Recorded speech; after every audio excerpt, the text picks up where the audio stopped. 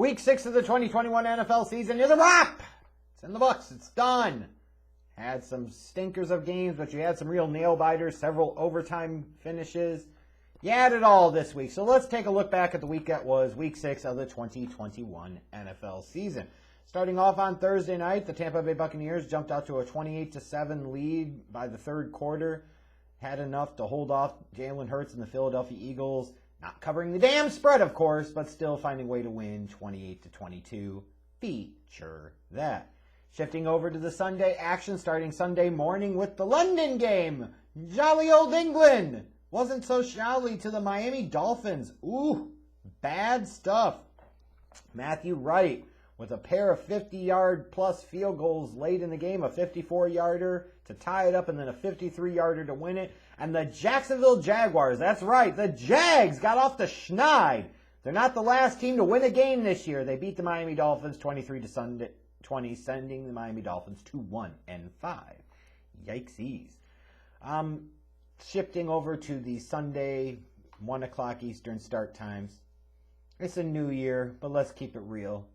Aaron Rodgers still owns Chicago. He's still the Chicago Bears' daddy. He always has been. He always will be. I think his record's up to like 22-5 against Chicago. Just some ridiculous amount. He wasn't fantastic on Sunday, but certainly efficient and good enough. And the Green Bay Packers do what they always seem to do. That is beat the Chicago Bears. This time 24-14.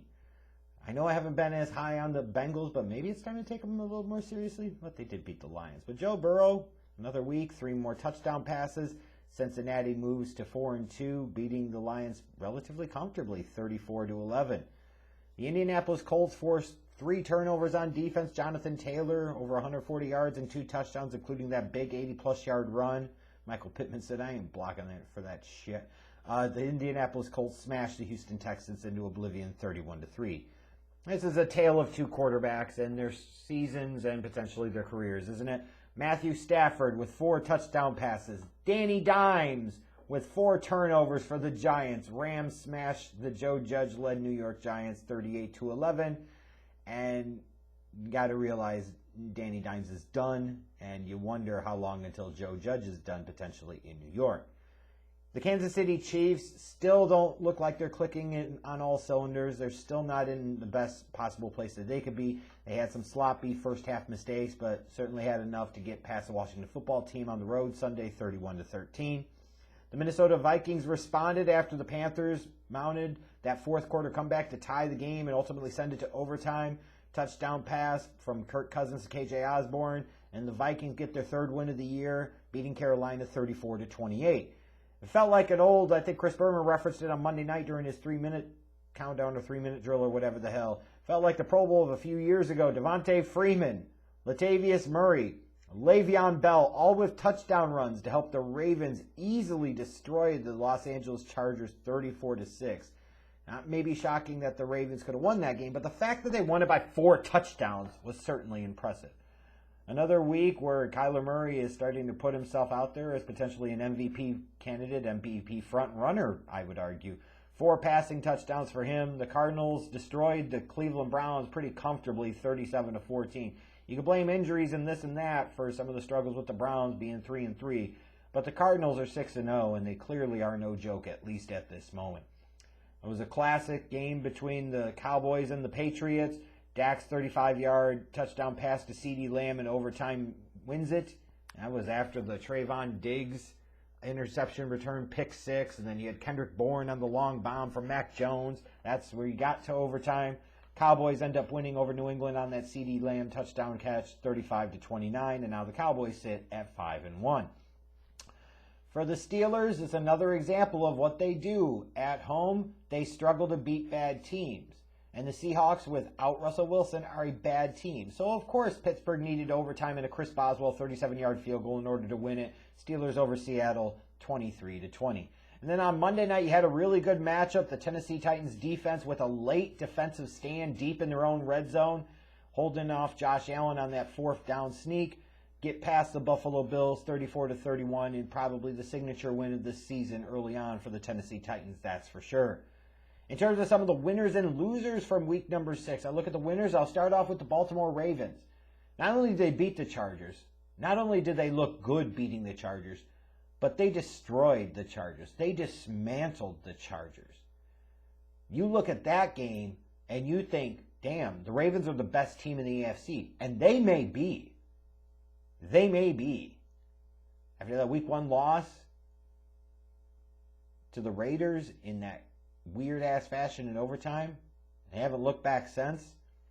A couple of close wins, yes, but sometimes good teams win those games. But damn, Ravens are 5-1, and they're looking legit, as are obviously the Arizona Cardinals. 6-0 is 6-0. Do I think they're a Super Bowl team? No. And as far as I'm concerned, if Cardinals fans want to get pissy at me about that, why would you?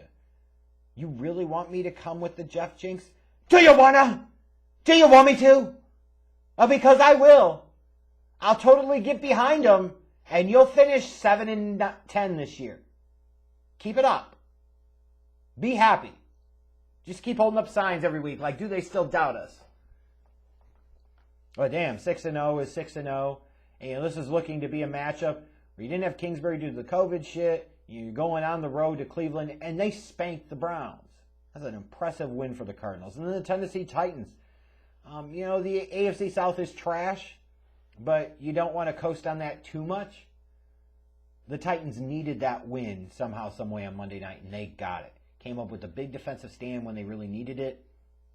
The Bills are a legit contender in the AFC, and the Tennessee Titans can at least say to themselves, hey, if we get into the playoffs and we face this Bills team, we beat them in the regular season, we can do it again.